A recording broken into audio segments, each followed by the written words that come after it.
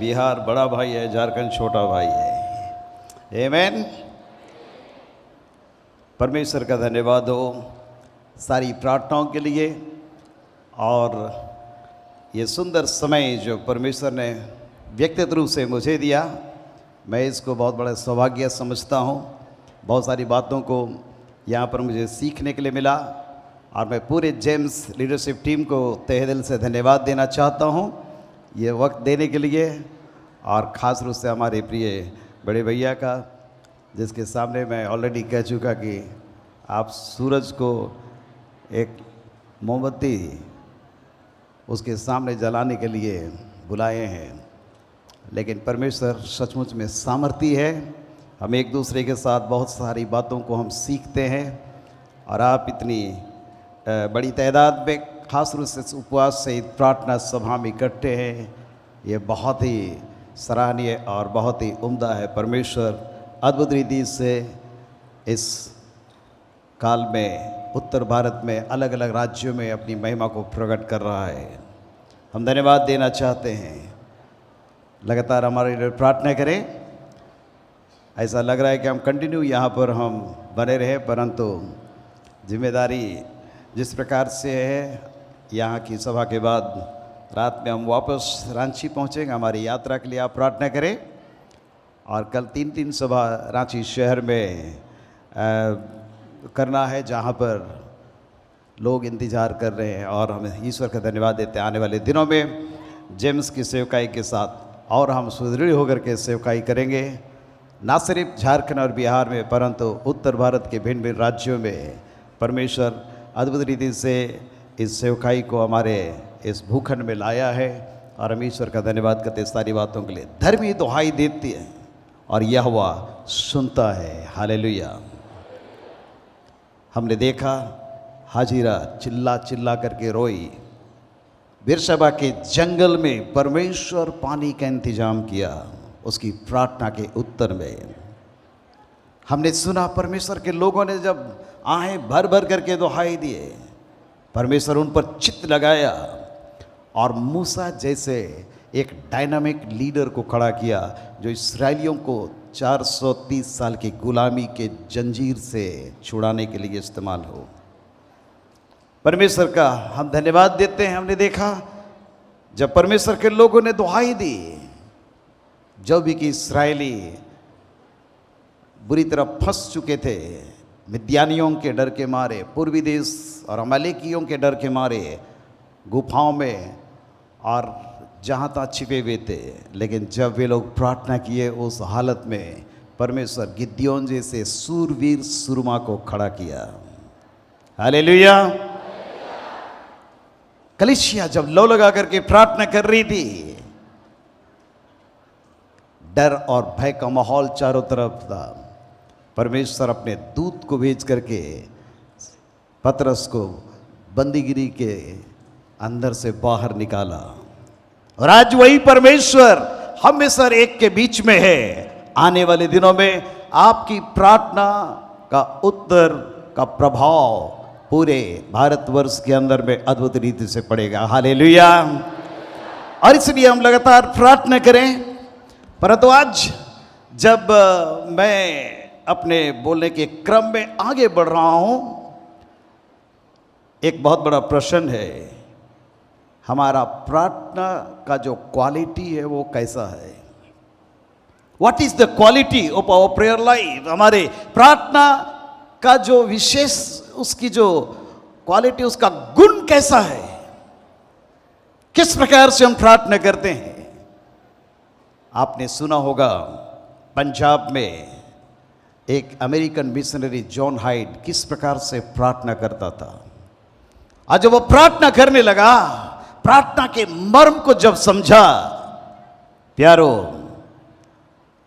उसको किसी प्रकार का कोई इवेंट या किसी प्रकार का और प्रोग्राम ऑर्गेनाइज करने की आवश्यकता नहीं पड़ी। लोग परमेश्वर की महिमा को देखना आरंभ किए। आज वही परमेश्वर एक ऐसी पीढ़ी को, एक ऐसे जनरेशन को खड़ा कर रहा है जिस प्रार्थना के मर्म को अच्छी तरह से समझें। और उनमें से आप जो यहाँ पर आज लगातार कल से बैठे हुए हैं, आप बहुत इंपॉर्टेंट व्यक्ति हैं। हालेलुया। परमेश्वर अद्भुत रीति से काम करेगा। उनका स्लोगन था कि परमेश्वर आत्माओं को दे या मेरे प्राण को ले ले। एक एक दिन एक एक आत्मा को मांगा। एक वर्ष के अंदर में परमेश्वर 365 से अधिक लोगों को दिया। दूसरे साल 2-2 व्यक्ति को मांगा। उसके पश्चात और भी उसका संख्या बढ़ते गया और बहुत कम उम्र में, कहना चाहिए एक आधे अधेड़ उम्र में उसकी मृत्यु हो गई, क्योंकि प्रार्थना की जो वेदना थी बहुत जबरदस्त थी। और आज वही परमेश्वर हमारे बीच में काम कर रहा है और काम करना चाहता है। इसलिए जल्दी से मैं 5 क्वालिटीज ऑफ प्रेयर, प्रार्थना के 5 गुण को मैं जल्दी से आपके सामने में रखना चाहूँगा। यदि आपके पास में परमेश्वर का वचन बाइबल है, आप देख सकते हैं या स्क्रीन में भी आएगा। विलाप गीत लेमेंटेशंस उसका 2 अध्याय और उसके 11 पद से आगे हम इस प्रकार से पढ़ते हैं, जहां यिर्मयाह नबी, जो रोने वाला नबी कहा जाता है, परमेश्वर अद्भुत रीति से अपने दास को खड़ा किया आंसू बहाने के लिए, और वो कहता है मेरी आंखें आंसू बहाते बहाते धुंधली पड़ गई है और मेरी अंतड़ियां ऐंठी जाती है। और इसलिए मैंने पहले क्वालिटी का जो प्रार्थना है, इसका नाम बहुत ही एक अलग प्रकार से दिया हूं। आगे कहता है मेरे लोगों की पुत्री के विनाश के कारण मेरा कलेजा फट गया। अर्थात पहला जो क्वालिटी है वो है कलेजा फाड़ प्रार्थना। हालेलुया। बोलिए मेरे साथ, कलेजा फाड़ प्रार्थना। कलेजा फटने वाला। जॉन हाइट के विषय में कहा गया, मृत्यु के पहले जब उसको ट्रीटमेंट किया जा रहा था, उसका दिल एक तरफ से दूसरे तरफ खिसक गया था। वो घुटना टेक करके इतना अधिक वेदना के साथ में प्रार्थना करता था, और वो प्रार्थना की जो सामर्थ्य है वो बहुत पावरफुल होता है। कई बार हम बड़े कंफर्ट जोन में होकर के प्रार्थना करते हैं, नो डाउट परमेश्वर उसको भी उत्तर देता है। कई बार हम आराम से हम प्रार्थना करते हैं, कोई बात नहीं, परमेश्वर उसका भी उत्तर देता। लेकिन ये कलेजा फाड़ जो प्रार्थना है, ये क्यों यिर्मयाह नबी कहता है कि मेरा कलेजा फट गया? क्योंकि बच्चे वरन दूध पीते बच्चे भी नगर के चौकों में मूर्छित होते।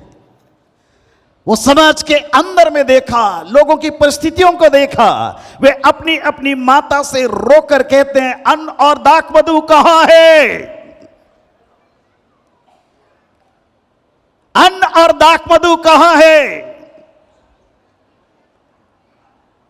अन्न खत्म हो गया।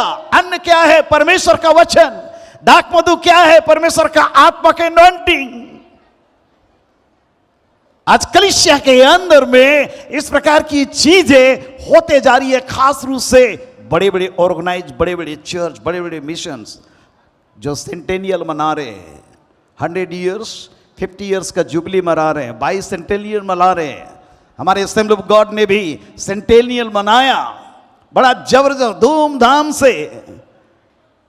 कई बार सेंटेनियल मनाना, जुबली मनाना अच्छा है, लेकिन जुबली लोगों को एक अलग फेस्टिवल की ओर ले जाता है। मैं उसके अगेंस्ट में नहीं हूं, परंतु लोगों को चाहिए आज अनाज, परमेश्वर का वचन। लोगों को चाहिए दाख मधु अर्थात पवित्र आत्मा की भरपूरी। वे नगर के चौकों में घायल हुए मनुष्य के समान मूर्छित होकर के अपने प्राण अपनी अपनी माता की गोद में छोड़ते हैं। हे यरूशलेम की पुत्री, मैं तुझसे क्या कहूं? मैं तेरी उपमा किससे दूं? है सिय्योन की कुमारी कन्या, मैं कौन सी वस्तु तेरे सामने ठहरा करके तुझे शांति दूं? क्योंकि तेरा दुख समुद्र सा अपार है, तुझे कौन चंगा कर सकता है? तेरे भविष्यवक्ताओं ने दर्शन का दावा करके तुझसे व्यर्थ और मूर्खता की बात कहते हैं। नाम के आगे प्रॉफिट लिखना प्रॉब्लम नहीं है, नाम के आगे अपोस्टल लिखना प्रॉब्लम नहीं है। डॉक्टर लिखना प्रॉब्लम नहीं है, बिशप लिखना प्रॉब्लम नहीं है, रेवरेंड लिखना, पास्टर लिखना प्रॉब्लम नहीं है। परंतु आज अगर हम अपने नाम के पहले बहुत सारा टाइटल, पदवी और सारी चीजों को लिखते हैं, कई बार कई नाम ऐसे होते हैं कि उनका नाम छोटा पड़ जाता है, उनका टाइटल ज्यादा बड़ा हो जाता है। Bishop, doctor, reverend, arch bishop, सारा चीज वो व्यक्ति है, प्रॉफिट भी है वो। लेकिन सवाल ये उत्पन्न होता है, दर्शन का दावा करके तुझसे व्यर्थ और मूर्खता की बात कहते हैं। प्यारे परमेश्वर के लोगों, मैं खुल के बात नहीं करना मांगता इस संदर्भ में। उन्होंने तेरा अधर्म प्रकट नहीं किया, पाप क्या है उन्होंने नहीं बतलाया, अधर्म क्या है उन्होंने नहीं बतलाया, मन फिरो क्या है उन्होंने नहीं बतलाया, पवित्र आत्मा का बपतिस्मा क्या है उन्होंने नहीं बताया, पवित्र आत्मा का दान वरदान क्या है उन्होंने नहीं बताया। बताया क्या? इतना डालोगे इतना बढ़ जाएगा तुम्हारा प्रॉस्पेरिटी, चंगाई मिल जाएगा। लाइन लगाओ, ईश्वर का धन्यवाद दो। जेम्स की ministry, medical ministry, very powerful ministry, hallelujah. और हजारों लोग जिससे लाभान्वित हो रहे हैं। और इस देश के अंदर में प्यारे परमेश्वर के लोगों, एक बहुत बड़ी जिम्मेदारी सेवकाई परमेश्वर दिया, एजुकेशन, जिसके द्वारा हजारों लाखों बच्चों को शिक्षा के मार्ग में आगे बढ़ा रहे। लेकिन आज सो कॉल्ड प्रॉफिट्स अधर्म को प्रकट नहीं करते, नहीं तो तेरी बंधुआई ना होने पाती। परंतु उन्होंने तुझसे व्यर्थ और झूठे वचन बताए, जो तेरे लिए देश से निकाल दिए जाने का कारण हुआ, और इसलिए तुम बंधुआई में जाते हो। मेरी प्रजा मेरे ज्ञान के नहीं होने के कारण से बंधुआई में जाती है। यह तो नबियों ने आवाज दी, सब बटोही तुझ पर ताली बजाते, यरूशलेम की पुत्री पर ये कहकर ताली बजाते और सिर हिलाते हैं, क्या ये वही नगरी है जिससे परम सुंदरी और सारी पृथ्वी के हर्ष का कारण कहते थे? तेरे सब शत्रुओं ने तुझ पर मुंह पसारा और ताली बजाते, दांत पीसते हुए कहते हैं हम उससे निकल गए हैं। प्यारे परमेश्वर के लोगों, और जिसके कारण से यिर्मयाह बोलता है कि मेरा कलेजा, बोलिए, मेरा कलेजा फट गया है। हालेलुया, मेरा कलेजा फट गया है। आंसू बहाते बहाते मेरी आंखें धुंधली हो गई है और मेरी अंतड़ियां ऐंठी जाती है। आज इस प्रकार के अंतड़ी ऐंठन होगा, आंसू गिरेगा और हमारा कलेजा भी फट जाएगा। लेकिन एक परमेश्वर की बड़ी और महिमा में जागृति इस देश के अंदर में आएगी। हालेलुया, और हम परमेश्वर की अलौकिक महिमा को हम देखेंगे। हालेलुया, परमेश्वर एक बड़ा काम करने जा रहा है इस भारतवर्ष के अंदर में थोड़े ही दिनों के अंदर, प्यारे परमेश्वर के लोगों। और इसलिए पहला जो क्वालिटी है वो है कलेजा फाड़ प्रार्थना। और इस प्रकार से परमेश्वर के वचन में हम देखते हैं, यिर्मयाह कहता है काश मेरा सिर जल ही जल होता, यिर्मयाह 9 अध्याय में, और मेरी आंखें आंसुओं का सोता बन जाता, कि मैं रात दिन अपने मारे हुए लोगों के लिए रोता रहता। भला होता कि मुझे जंगल में बटोइयों का कोई टिकाव मिलता, कि मैं अपने लोगों को छोड़कर वहीं चला जाता। जॉन हाइड इतने कंफर्ट जोन से निकल करके इस देश के अंदर में एक छोटे से कमरे के अंदर में पंजाब में अपना समय और जीवन व्यतीत किया। किसी भी प्रकार का बेसिक फैसिलिटीज वहां पर नहीं थे। और ऐसे समय में प्यारे परमेश्वर के लोगों, जब रो रो करके आंसू बहा बहा करके पंजाब के लिए, पूरे देश के लिए वो प्रार्थना किया, और जिसके कारण से आज हम इस देश के अंदर में एक अलग माहौल को भी देख रहे हैं। हालेलुया। यिर्मयाह कहता है वे अपनी जीभ को धनुष के समान झूठ बोलने के लिए तैयार करते हैं। देश में बलवंत तो हो गए हैं परंतु सच्चाई के लिए नहीं, वे बुराई पर बुराई बढ़ाते जाते हैं और मुझको जानते ही नहीं है। यहोवा के यही वचन है। इसलिए हे स्त्रियों, उन 20 और 21 पद में लिखा है, यिर्मयाह 9 अध्याय 20-21 पद में, यहोवा का ये वचन सुनो और उसकी आज्ञा मानो। तुम अपनी अपनी बेटियों को शोक का गीत और अपने अपने पड़ोसिनियों को विलाप का गीत सिखाओ, क्योंकि मृत्यु हमारी खिड़कियों से होकर के हमारे महलों में घुस आई है, कि हमारी सड़कों में बच्चों को और हमारे जवानों को चौकों में मिटा डाले। आज जवानों के लिए कठिन समय है चारों तरफ। ऐसे समय में हमें हर एक को प्रार्थना करना है। हालेलुया। आज एक भाई ने मुझे टेक्स्ट किया, पास्टर साहब, वो बहुत इंटेलिजेंट पढ़ा लिखा नौजवान है, कि मेरा बेटा बाइबल कॉलेज जाना मांगता है, आपका सिफारिश चाहिए। मैं सुन करके बहुत आनंदित हो गया, क्योंकि मैं उस जवान को पैदा होते दिन से मैं जानता हूँ। हालेलुया। आज परमेश्वर का धन्यवाद हो, छिटपुट यहाँ वहाँ काम हो रहा है, परंतु इससे केवल काफ़ी नहीं है। हमारे एक एक जवानों को मिटाने वाली शक्ति को हमें बांधने की आवश्यकता है। हालेलुया। खास रूप से युवा वर्ग के लिए, इस देश के युवाओं के लिए प्रार्थना करने की आवश्यकता है, ताकि एक बड़ा आंदोलन जवानों के बीच में आ जाए। मैं धन्यवाद देता हूं जेम्स स्टॉर्म की सेवकाई के लिए। मैं ऐसे जवानों को जानता जो हमारे चर्च से कनेक्टेड हैं, जो लोग बहुत बिगड़ैल थे, कोई आशा नहीं थी, घर के लोग उसको संभालने नहीं पा रहे थे, लेकिन भाई डैनियल भैया वहां पर रांची में उनके बीच में काम करने लगे और कई जवानों को प्रभु के वचन को उनके हृदय के अंदर में डाला। आज वो चर्च में एक अच्छे पिलर के रूप में काम करे। ताली बजा करके परमेश्वर का धन्यवाद करें। हालेलुया। और इसलिए मुझको और आपको प्रार्थना करने की आवश्यकता है, ताकि हम और आप कलेजा फाड़ आंसू के साथ में अंतड़ियों को ऐंठने दे। कोई प्रॉब्लम नहीं है। हमारा परमेश्वर हमको एक ही जिंदगी दिया है, इस जिंदगी को हम ऐसा जी करके बिताएं कि ये परमेश्वर की महिमा के लिए हो, और परमेश्वर की महिमा को हम स्वर्ग से इस भूखंड के अंदर में उतारने वाले व्यक्ति बन जाए। हालेलुया।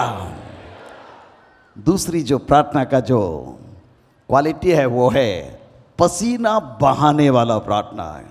बोलिए मेरे साथ, पसीना। हालेलुया। भैया खेत में काम करते हैं, पसीना निकलता है, प्रार्थना करने से भी पसीना निकलेगा। जी हाँ, जरूर। और हमारा प्रभु यीशु मसीह सबसे बड़ा एग्जाम्पल है, उदाहरण है। हालेलुया। अभी हम लेंटन पीरियड में हैं, कल पाम संडे है, उसके बाद में क्रूसिफिक्शन होगा गुड फ्राइडे के दिन में। लेकिन इस बात को हम याद करें कि किस प्रकार से यीशु मसीह गेत्सेमनी बारी में प्रार्थना कर रहा है। हालेलुया। लूका 22 अध्याय 39 पद से आगे हम पढ़ते हैं, तब वो बाहर निकलकर अपनी रीति के अनुसार जैतून पहाड़ पर गया। चेले उसके पीछे हो लिए। उस जगह पहुंचकर उसने उनसे कहा, प्रार्थना करो कि तुम परीक्षा में ना पड़ो। और वह आप उनसे अलग एक ढेला फेंकने की दूरी पर गया और घुटने टेक करके प्रार्थना करने लगा। हे पिता, यदि हो तू चाहे तो इस कटोरे को मेरे पास से हटा ले, तो भी मेरी इच्छा नहीं परंतु तेरी इच्छा पूरी हो। तब स्वर्ग से एक दूत उसको दिखाई दिया जो उसे सामर्थ्य देता था। वह अत्यंत संकट में व्याकुल होकर और हार्दिक वेदना से प्रार्थना करने लगा। और लिखा है, उसका पसीना मानो लहू की बड़ी बड़ी बूंदों की समान भूमि पर गिर रहा है। देखा आपने प्रार्थना का क्वालिटी को?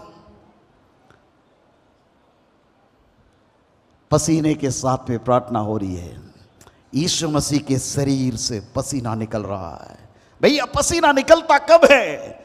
जब आप खूब कसरत करेंगे, दौड़ेंगे, या खेत में खूब काम करेंगे, आपका सारा ऑर्गन एक्टिव रहेगा, और जब उसका एक्सरसाइज होगा तो जितना व्यर्थ जो टॉक्सिन है पसीने के रूप में वो बाहर निकलता है।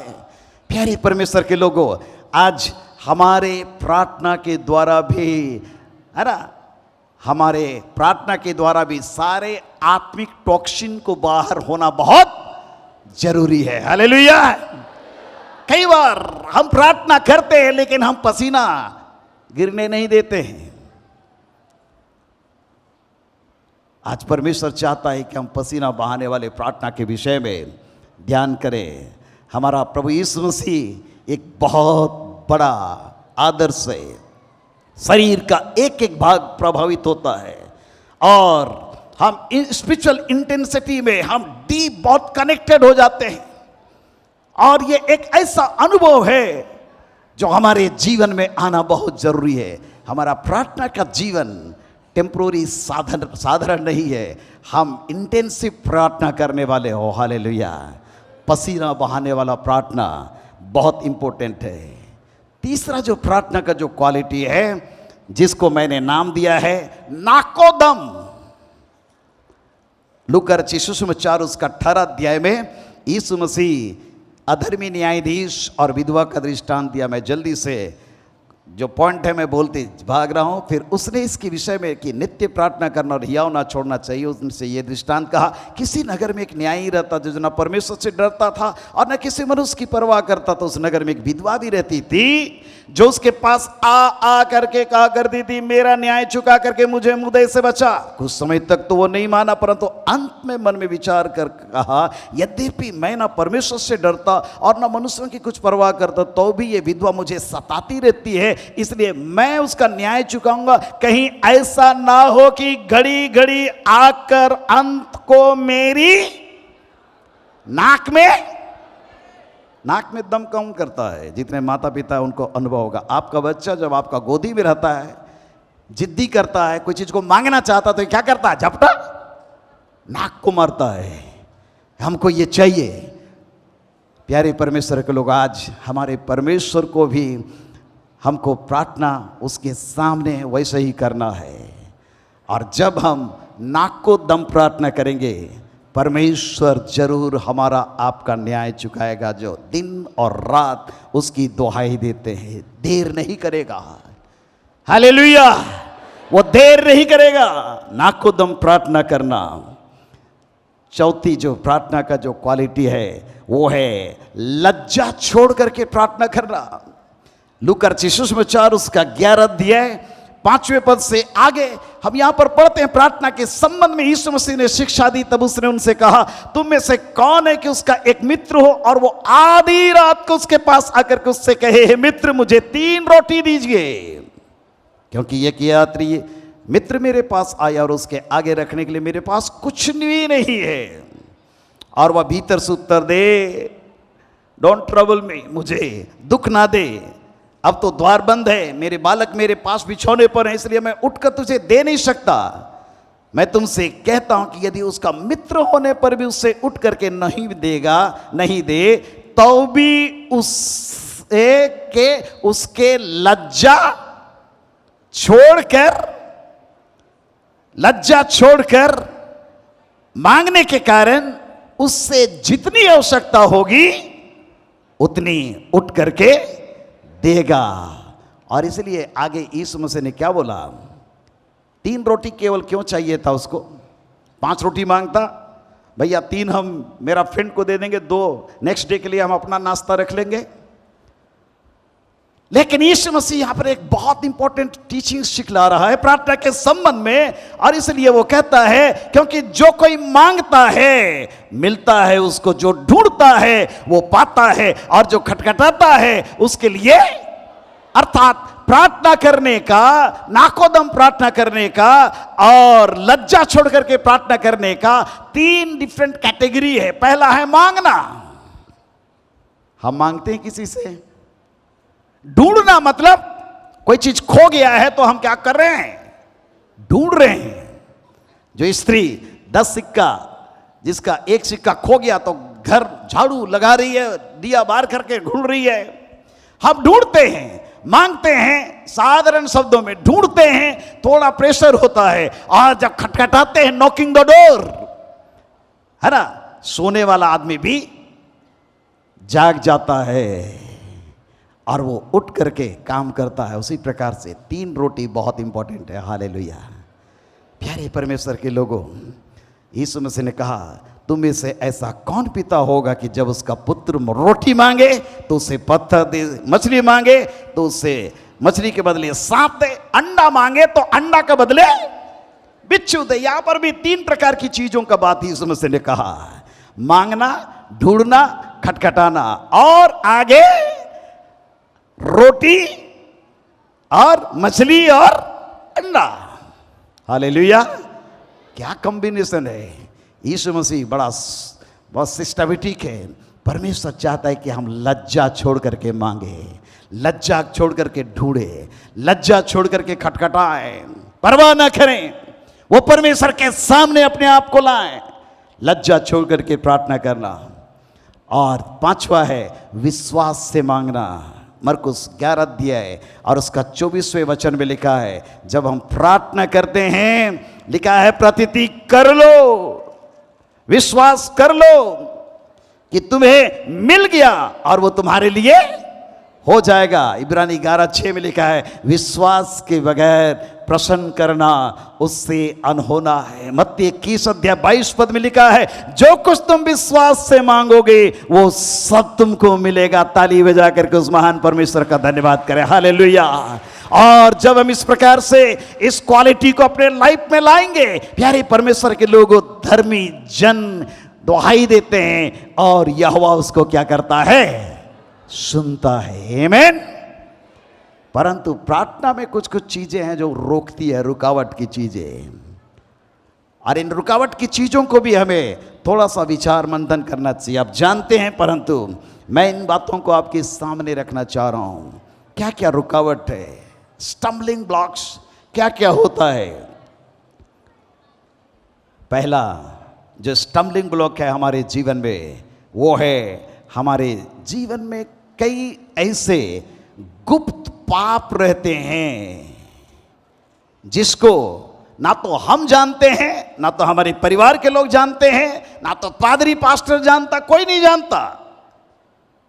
और इसलिए भजन संहिता 19 अध्याय और उसका 12 पद में यहां पर परमेश्वर का दास राजा दाऊद कहता है, अपनी भूल चूक को कौन समझ सकता है, मेरे गुप्त पापों से तू मुझे पवित्र कर। हालेलुया।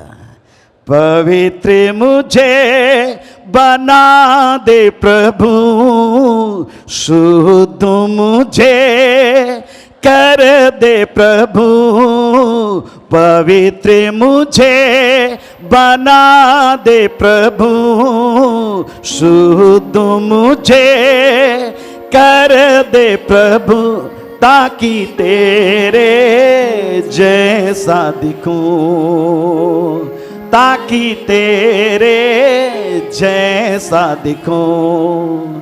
शरीर की अभिलाषाओं पर, शैतान की सारी ताकत पर, शरीर की अभिलाषाओं पर, शैतान की सारी ताकत पर विजय मैं पाऊं, जय मैं पाऊं, विजय मैं पाऊं, जय मैं पाऊं, ताकि तेरे जैसा दिखूं, ताकि तेरे जैसा दिखूं। पवित्र मुझे बना दे प्रभु। शरीर की अभिलाषाएं, आंखों की अभिलाषाएं, जीविका का घमंड, ये केवल मार्केट में रहने वाले के जीवन में केवल नहीं, लेकिन हमारे जीवन में, इवन इंक्लूडिंग पास्टर्स, मेरे जीवन में भी हो सकता है। अपनी भूल चूक को कौन समझ सकता है, मेरे गुप्त पापों से मुझको तू शुद्ध कर, पवित्र कर। यशायाह 59 अध्याय 1 पद में लिखा, सुनो यहोवा का हाथ ऐसा छोटा नहीं कि वो तुम्हारा उद्धार नहीं कर सकता, और ना वो ऐसा बहरा है, परंतु तुम्हारे अधर्म के कामों ने और तुम्हारे पापों के कारण उसका मुंह ऐसा छिपा हुआ रहता है। मत्ती 24 अध्याय में लिखा, अधर्म के बढ़ने से बहुतों का प्रेम अंत के दिनों में ठंडा हो जाएगा। प्रेम सिखाते जाओ भाइयों, प्रेम सिखाते जाओ। हमारा जीवन है मिटने वाला, वापस फिर आने वाला नहीं है। गाना तो गा रहे हैं लेकिन हमारे हृदय के अंदर में प्रेम नहीं है। प्यारे परमेश्वर के लोगों, अधर्म के कामों के कारण प्रेम ठंडा पड़ जाएगा, और जिसके कारण से परमेश्वर नहीं सुनता।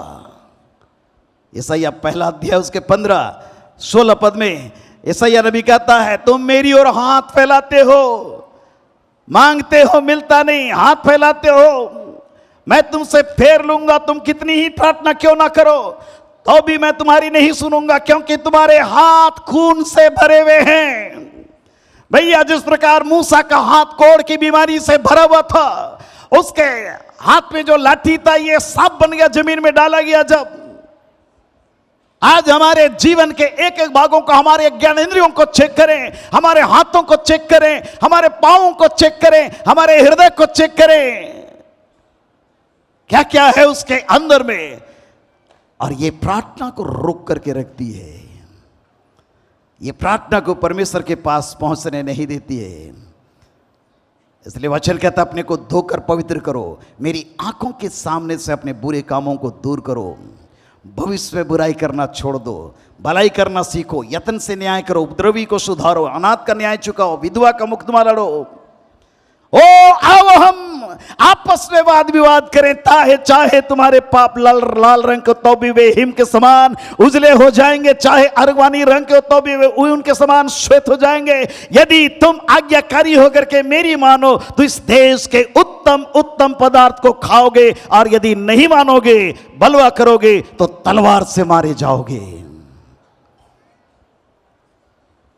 आज मैं झारखंड वासियों को कहना चाहता हूं, मैं अपनी चर्च में भी खुलेआम कहता हूं, 40% नेचुरल रिसोर्सेस झारखंड के अंदर में है।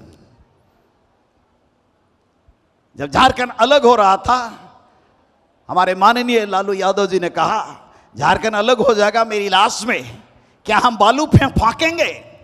लेकिन झारखंडियों ने झारखंड ले लिया, बड़ी उम्मीद थी। लेकिन आज भी भीख मांगने का, पलायन करने का और ईंट भट्टा में काम करने का प्रवृत्ति समाप्त नहीं हुआ है। हमारे एक डे केयर सेंटर स्कूल में 2 बच्चे जिनका स्पॉन्सरशिप अभी हाल में हम लोगों ने बड़ी मेहनत करके प्राप्त किया, पता चला कि माँ बाप उनको लेकर के हैदराबाद चले गए हैं। बड़ी मुश्किल से हमने ट्रेस किया और बोला कि भैया कहाँ हो, बच्चे को हमारे लिए ज़रूरत है, उनको चिट्ठी भेजना है, थैंक यू लेटर देना है, फोटो लेना है। और तो पता चला कि ये हैदराबाद में नहीं है, ये बेंगलोर में है। क्या कर रहे हैं वहाँ पर? वहाँ पर कोई इलेक्ट्रॉनिक सिटी के अंदर में नहीं है, मल्टीनेशनल कंपनी के अंदर में नहीं है, वहाँ पर ये दरवानी का काम कर रहा है। बच्चों के विषय में मैंने पूछा, बच्चे क्या कर रहे हैं? वो झोपड़पट्टी में रहते हैं। ये त्रासदी आज चारों तरफ है। प्यारे परमेश्वर के लोगों, जब तक जीवन और मन नहीं बदलेगा, हम अपने देश के, अपने भूमि के उन संसाधनों का उपयोग हम कदापि नहीं करने पाएंगे। अरे भैया, झारखंड प्रदेश में सारे मिनरल्स हैं, यूरेनियम भी है, तांबा भी है, माइका भी है, कोल माइन सब कुछ है, लेकिन वहां के लोगों की हालत बेरोजगारी का मार भयंकर रूप से है।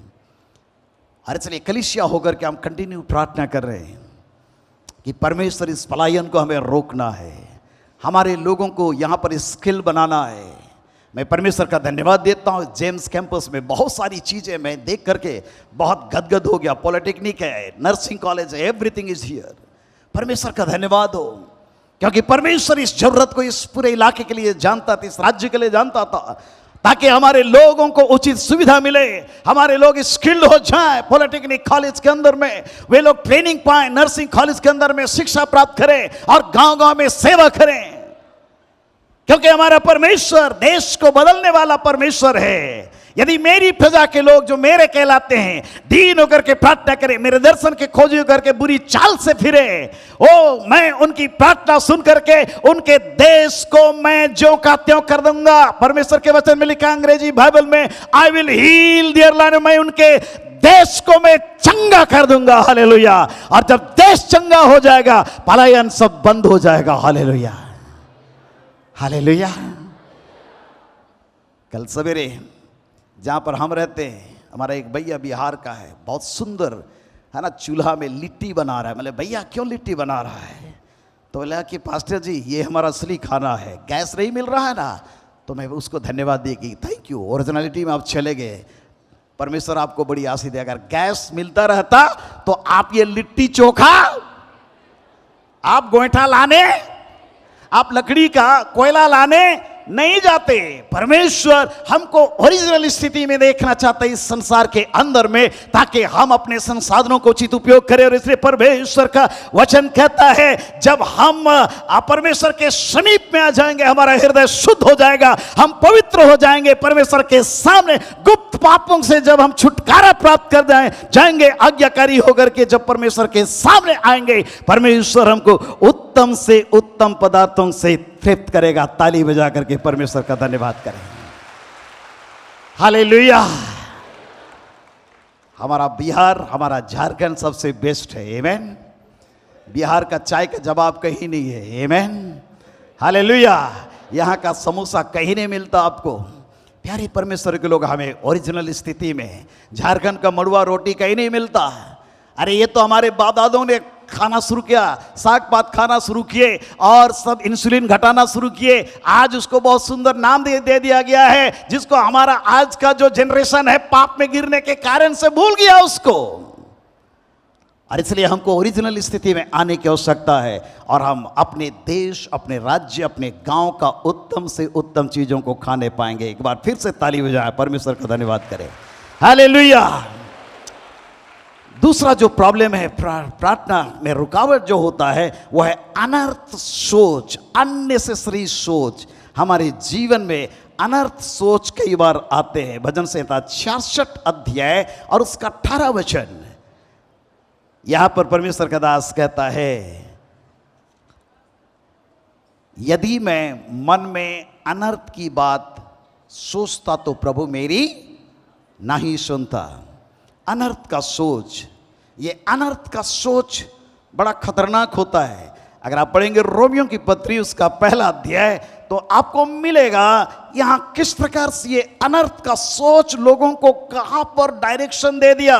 21 पद में लिखा है, इस कारण कि परमेश्वर को जानने पर भी उन्होंने परमेश्वर के योग्य बढ़ाई और धन्यवाद नहीं किया, परंतु व्यर्थ विचार करने लगे। जो जरूरत नहीं था वो भी विचार करने लगे, व्यर्थ विचार करने लगे। जब मूसा सीनै पर्वत के ऊपर में गया है, परमेश्वर से बातचीत कर रहा है, और तब ये लोग बोल रहे हैं कि भैया अब हम नहीं जानते कि मूसा हमारा लीडर कहां गया है, और इसलिए हारून आप कुछ कीजिए, हमारे लिए एक ऐसा लीडर बनाइए जो हमारे आगे आगे चले, क्योंकि हम नहीं जानते वो पुरुष कहां पर है। और तब हारून क्या किया, सोना चांदी जितना सोना सब लाओ आप यहां पर। जब लाए, क्योंकि परमेश्वर उनको सब धन दे करके निकाला था, और तब हारून क्या किया, वो एक बछड़ा ढाल दिया और लोग उसके सामने पूजा पाठ करने लगे। व्यर्थ सोच आदमी को सच्चे परमेश्वर से अलग कर देती है। और आज व्यर्थ सोच के कारण हमारे देश के अंदर में इतने प्रकार से हम बटे हुए हैं, पूजा पद्धति सब हमारी बट गई, उस सच्चे परमेश्वर को हम भूल गए। प्यारे परमेश्वर के लोगों, परमेश्वर चाहता है कि हम अनर्थ सोच से बचे, व्यर्थ विचार से बचे। तीसरा रुकावट है, लूका 18 अध्याय 9 पद से आगे हम देखते हैं हमारे जीवन में बड़ा प्रॉब्लम है, वो है अहंकार। यहां पर यीशु मसीह एक दृष्टांत दिया और कहा, जब प्रार्थना के संदर्भ में बातचीत कर रहा था तब समझा रहा है कि प्रार्थना किस प्रकार से होता है। उसने जो अपने ऊपर भरोसा रखते थे कि हम धर्मी हैं, दूसरों को तुच्छ जानते थे, यीशु मसीह एक दृष्टांत कहा। दो मनुष्य मंदिर में प्रार्थना करने के लिए गए, एक फरीसी था, दूसरा चुंगी लेने वाला। फरीसी खड़ा होकर के अपने मन में यो प्रार्थना करने लगा, हे परमेश्वर, मैं तेरा धन्यवाद करता हूं, मैं दूसरे मनुष्यों के समान अंधेर करने वाला, अन्याय और व्यभिचारी नहीं और नहीं इस चुंगी लेने वाले के समान हूं। मैं सप्ताह में 2 बार उपवास करता हूं, मैं अपनी सारी कमाई का 10वां अंश भी देता हूं।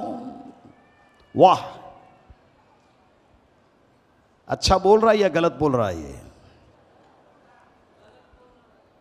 बोल तो रहा है, सही जो कर रहा था वही बोला, झूठ तो नहीं बोल रहा है ये।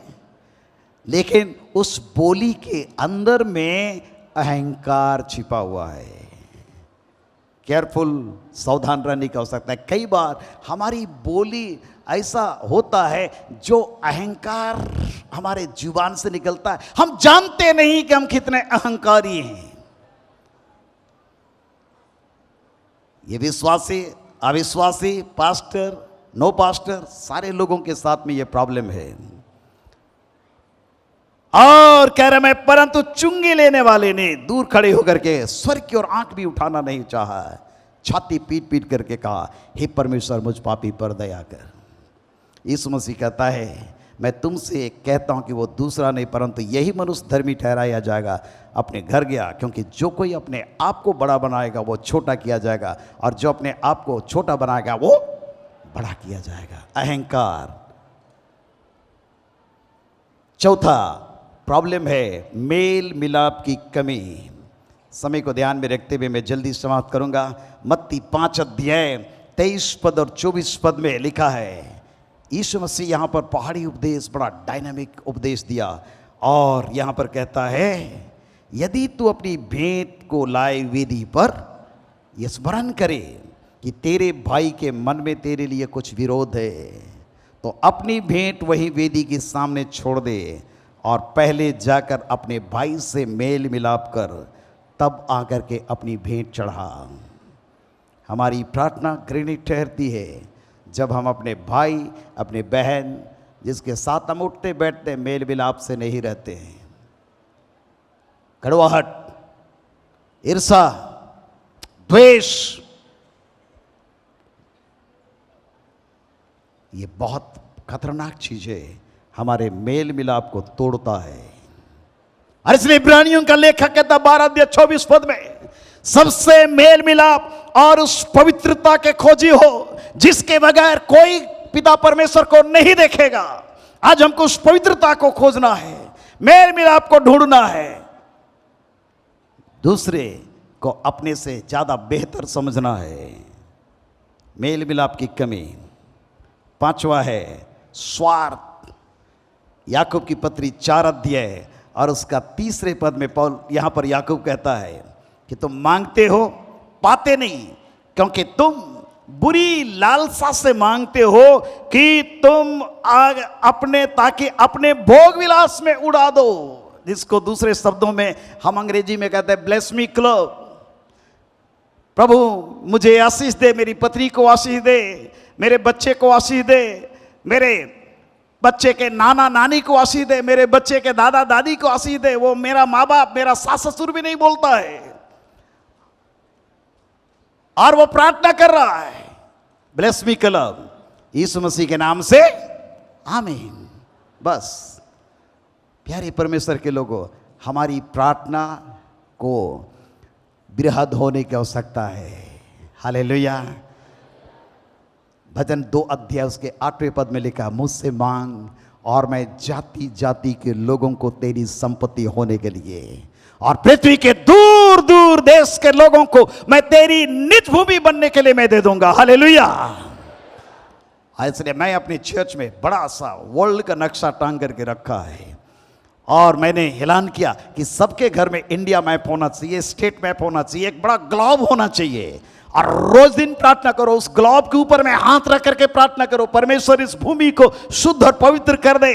भारतवर्ष के एक एक राज्यों के लिए प्रार्थना करो, केंद्र शासित प्रदेशों के लिए प्रार्थना करो, एक एक जाति भाषा बोलने वालों के लिए प्रार्थना करो। आज कोई प्रॉब्लम नहीं कि कोई जोशुआ प्रोजेक्ट या कोई अन्य लोग हमारे पास में आए सेमिनार ले, एक क्लिक करोगे सारा इंफॉर्मेशन आपको मिल जाएगा। कितने जाति समूह के लोग हैं, कितने भाषा के लोग हैं, कितना आबादी है, किस राज्य के अंदर में कितना शहर है, कितना गांव है, कितना कस्बा है, कितने लोग हैं, नेता कौन है और जुडिशरी कौन है, ब्यूरोक्रेट्स कौन है, सारा इंफॉर्मेशन आपको मिल जाएगा। और आपका प्रार्थना का लेवल ब्लेस मी क्लब से आपके घर के अंदर से बाहर निकलेगा और आप बृहद सोच वाले एक व्यक्ति बन जाएंगे। हालेलुया। प्यारे परमेश्वर के लोग, हमारी प्रार्थना बहुत अच्छा प्रार्थना यहाँ पर ऑलरेडी चल रहा है। मैं बहुत प्रभावित हुआ किस प्रकार से हमारे लीडर लोग प्रार्थना में अगुवाई कर रहे हैं इस प्रार्थना सभा के अंदर में। ब्लेस मी क्लब से हमको बाहर निकलना है। और छठा है अविश्वास। याकूब की पत्री 1 अध्याय और उसके 7वें पद में हम पढ़ते हैं, ऐसा मनुष्य ये ना समझे कि प्रभु से कुछ मिलेगा, विश्वास से मांगे, कुछ संदेह ना करे। 6 पद में, क्योंकि संदेह करने वाला समुद्र की लहर के समान होता है जो हवा से बहती और उछलती है। विश्वास से मांगे, बाय फेथ हम मांगे। अविश्वास की कमी को, हम अविश्वास को दूर करें हमारे जीवन से। और 7वीं और अंतिम बात, नीति वचन उसका 28 अध्याय और उसके 9 पद में हम पढ़ते हैं, परमेश्वर का वचन कहता है, परमेश्वर कैसे लोगों की प्रार्थना को नहीं सुनता है। 28 अध्याय और उसके 9 पद में यहाँ लिखा है, जो अपना कान व्यवस्था से सुनने से मोड़ लेता है उसकी प्रार्थना घृणित ठहरती है। अर्थात ठीक से परमेश्वर के वचन को कंटिन्यू लगातार सुनना है, विश्वास करना है, अपने निजी स्वार्थ से ऊपर उठना है, मेल मिलाप का खोजी होना है, अहंकार को दूर करना है, अनर्थ सोच से बचना है और गुप्त पापों से छुटकारा प्राप्त करना है। हमारी प्रार्थना टोटल अलग हो जाएगी और हम परमेश्वर की बड़ी महिमा को देखेंगे, क्योंकि परमेश्वर के वचन में प्रतिज्ञा है। यिर्मयाह 33 अध्याय उसका 1 पद से 3 पद तक में, मुझसे मांग और मैं तुझे बड़ी बड़ी और कठिन बातें बताऊंगा जिसको तुम अभी नहीं समझते। प्यारे परमेश्वर लोग, परमेश्वर अपने दास भविष्यवक्ताओं से कोई बातें छिपाता नहीं है। जब परमेश्वर नूह के जीवन में प्रकट किया जल प्रलय के पहले अपनी बातों को, सदोम अमोरा को नष्ट करने के पहले परमेश्वर इब्राहिम से बातचीत किया। वही परमेश्वर जब अग्नि प्रलय इस पृथ्वी के अंदर में भेजने वाला है, कलीसिया से बातचीत कर रहा है आज। लेकिन बहुत सारे लोग सेंसिटिव नहीं है। ईश्वर का धन्यवाद हो, जेम्स की सेवकाई सेंसिटिव है, जिसके कारण से ये 3 डेज फास्टिंग प्रेयर हो रहा है। और मैं विश्वास करता हूँ कि परमेश्वर इस प्रार्थना के आंदोलन को अगले ऊंचाई में ले जाएगा और परमेश्वर की बड़ी महिमा हमारे बीच में प्रकट होगी। परमेश्वर हमेशा एक को आशीष दे। अपनी जगह पर आइए हम खड़े हो जाएंगे और अपने आप को प्रभु के हाथों में समर्पण करें और कहें, करता समर्पण आत्मा और जीवन। Hallelujah, hallelujah.